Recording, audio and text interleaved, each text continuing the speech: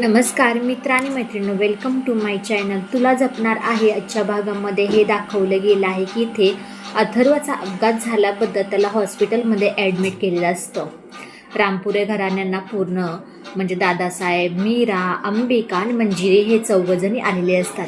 मीरा आणि अंबिका इथे अथर्वपाशी येतात. मीरा अथर्वला पाहून खूप रडत असते.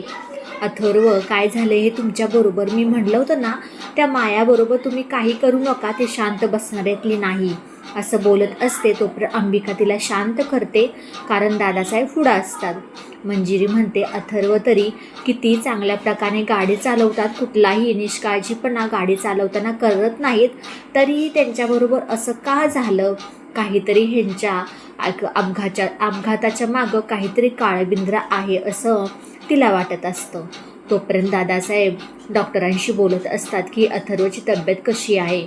डॉक्टर म्हणतात की त्यांची तब्येत जरा क्रिटिकलच आहे, पण त्यांना लवकरात लवकर हॉस्पिटलमध्ये ॲडमिट केलं, त्याच्यामुळे जरा काही आम्ही प्रोसेस करतोय, तरीही अजून 12 तास आम्ही काहीही सांगू शकत नाही. तोपर्यंत डॉक्टर म्हणतात, दादासाहेब तुम्ही सध्या आता माझ्याबरोबर बाहेर चला, कारण इथे आपण बोलू शकत नाहीत. डॉक्टर दोघेजणी बाहेर जातात. मीरा आणि अंबिकाही तिथेच असतात. तोपर्यंत मीरा अथर्वचा हात धरून हातामध्ये हात घेते धरून. तोपर्यंत अंबिका म्हणते, अगं मीरा चल, त्यांना त्यांचं ट्रीटमेंट करू देईल, अथर्व लवकर बरे होतील, तू काही काळजी करू नको असा थोडासा दिलासा अंबिका मीराला देते.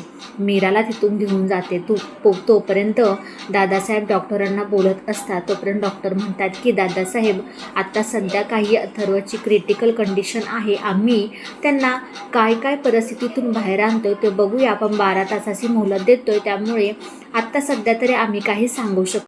दादासाहेब म्हणतात, बरं ठीक आहे, बघूया आपण काय होतंय ते. तोपर्यंत दादासाहेब पटकन मंजिरी आणि मीरापाशी येतात. म्हणतात की तुम्ही दोघीजणी जरा घरी जावा, आराम करा, आणि तिथे गेल्यानंतर आराम करा, इथे काही थांबू नका. तोपर्यंत मीरा म्हणते, दादासाहेब नाही, मी जोपर्यंत वेदाचे बाबा नीट होत नाहीत ना, तोपर्यंत इथून कुठेही हलणार नाही, जरा समजून घ्या तुम्ही. तोपर्यंत दादासाहेब म्हणतात, हो मीरा, मी तुझ्या भावना समजतोय, जर तुला जायचं नसलं तर नको जाऊ, राहू देईल. मी असंच म्हणलं, कारण तुम्ही दोघी खूप थकला आहात ना, त्यासाठी माझं बोलणं होतं. तोपर्यंत मंजिरीला म्हणतो, मी जरा बाहेरून जाऊ. दादासाहेब बाहेर जातात क्षणी तोपर्यंत अंबिका पटकन मंजिरीच्या अंगावरती धावून जाते आणि म्हणते की सगळं काही तूच केलं आहेस ना कारस्थान. अथर्वने तुझं काय बिघडवलं होतं आणि काय वाईट केलं होतं तेच तरी सांग ना मला पहिल्यांदा. तोपर्यंत मंजिरी म्हणते, मी अथर्वबरोबर काही केले नाही आहे आणि तुम्ही माझ्यावरती डावठी घेऊ नका. तोपर्यंत अजितनं तर हे सगळं काही दादासाहेब डॉक्टरांशी बोलत असताना ते सगळं ऐकलेलं असतं. तो घरी जातो आणि ही बातमी मायाला माया, नर्मदा आणि दामोदरला देतो.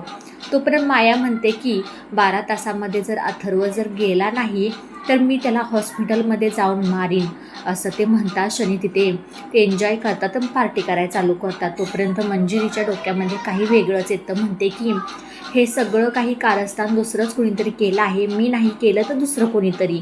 म्हणून ती घरी जाते. तर अजित, माया, नर्मदा आणि दामोदरचं बोलणं ऐकते की शेवटी अथर्व गेल्यानंतर ना ह्या घराचा राजकुमार मीच आहे असं अजित बोलत असतो. माया म्हणते, हो, तो मला मारणार होता ना 12 तासामध्ये आणि मी त्याला मारून टाकलं, शेवटी तो आता शेवटच्या घटका मोजत आहे. तोपर्यंत मंजिरीला खूप राग येतो आणि ती आतमध्ये प्रवेश करणार. तोपर्यंत म्हणते, थांब मंजिरी, ह्या चौघांना चांगलीच जन्माची अद्दल घडवल्याशिवाय मी काही राहणार नाही. तोपर्यंत मंजिरी तिथून निघून जाते. मंजिरी तिथून निघून गेल्यानंतर हॉस्पिटलमध्ये इथे डॉक्टरांची खूप धावपळ चाललेली असते, कारण की अथर्वची तब्येत पुन्हा एकदा बिघडलेली असते. मीरा, अंबिका आणि दादासाहेब हे तिघीजणी अथर्वकडे एक प्रकारची अशी आशाच लावून बसलेले असतात की कधी नीट होतोय. तोपर्यंत डॉक्टरांची थोडीशी धांदल उडालेली बघून मीरा, अंबिका, दादासाहेब खूप घाबरतात आणि म्हणतात की नक्की काय झालं डॉक्टर. तोपर्यंत डॉक्टर म्हणतात की थांबा, आम्हाला आमचं काम करू द्याल, मी तुम्हाला थोड्या वेळ सांगतो काय प्रोग्रेस आहे ते. तोपर्यंत डॉक्टर सगळं काही करत असताना डॉक्टर एकमेकांकडे बघतात. त्याचे श्वास, हृदयाची ठोके घेणं बंद व्हायला लागतं. तोपर्यंत अंबिकाला खूप टेन्शन येतं, कारण की डॉक्टराचं बोलणं ही अंबिका ऐकत असते. डॉक्टर बाहेर येतात आणि दादासाहेबांना म्हणतात की आम्ही अथर्वला काही वाचवू शकलो नाही असं म्हणता शनी दादासाहेबांच्या पायाखालची जमीनच सरकते. मंजिरीसुद्धा ते सगळं काही ऐकतात. शनी म्हणते की खरंच खूप वाईट झालं. अंबिका पटकन महागौरी आईचा धावा करत असते की आई कुठे आहेस तू, अथर्वला वाचव. मीराला काही सुचत नसतं. पाहूयात आपण येणाऱ्या भागामध्ये नक्की अथर्वसमोर काय होतंय, कोणता असा चमत्कार घडणार आहे त्याच्यामुळे तो मंजिरी नक्की कोणतं पाऊल उचलेल. व्हिडिओ शेवटपर्यंत पाहिल्याबद्दल खूप सारे मनापासून धन्यवाद. आणि हो, आपले शॉर्ट्स व्हिडिओही यायला लागलेले आहेत, त्यालाही तुम्ही लाईक शेअर आणि सबस्क्राईब करा. बाय सगळ्यांना.